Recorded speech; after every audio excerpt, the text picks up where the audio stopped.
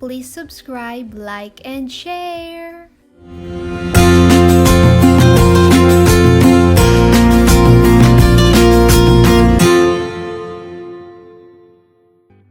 Well, hello again mga ka-friendship. Ngayon naman, gagawa tayo ng banana loaf cake. I perfected this banana loaf cake recipe and now I wanted to share it with you here.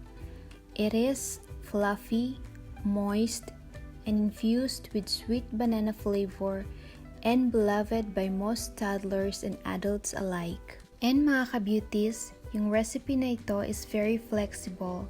You can use any kind of flour. Pwedeng spelt flour, all-purpose flour, oats flour, whole wheat flour, or white whole wheat flour. And mga ka-friendship, yung bananas na gagamitin natin dito should be overripe because the riper they are, the better. If in case you don't have any overripe bananas, pwede nyo siyang i-roast sa oven for about 5 to 10 minutes hanggang sa magiging squishy siya.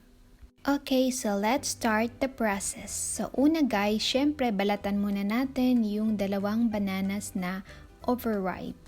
Then i-mash natin yung ating bananas hanggang sa magiging smooth siya. You can leave any chunks if you want to, but I prefer it na wala siyang chunks.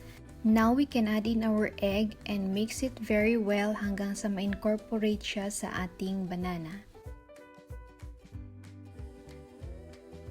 Sunod nating ihalo yung ating melted butter and then mix it well.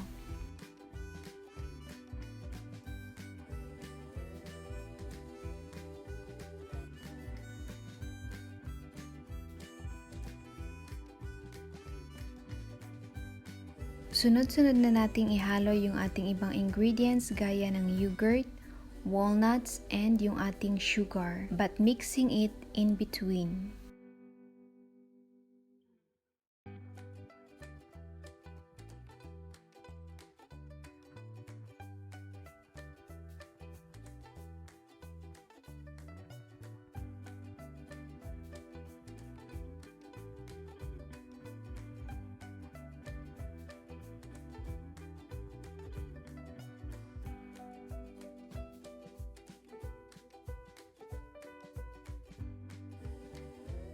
Now, in a separate bowl, paghalu-haluin naman nating i-sift yung ating dry ingredients.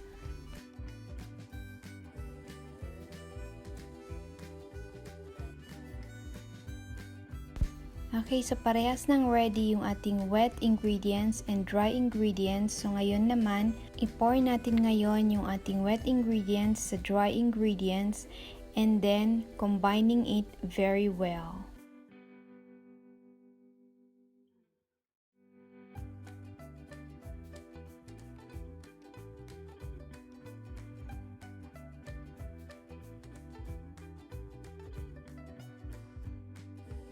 Lastly, pour the butter into the greased loaf pan and bake for 55 to 60 minutes at 200 degrees Celsius.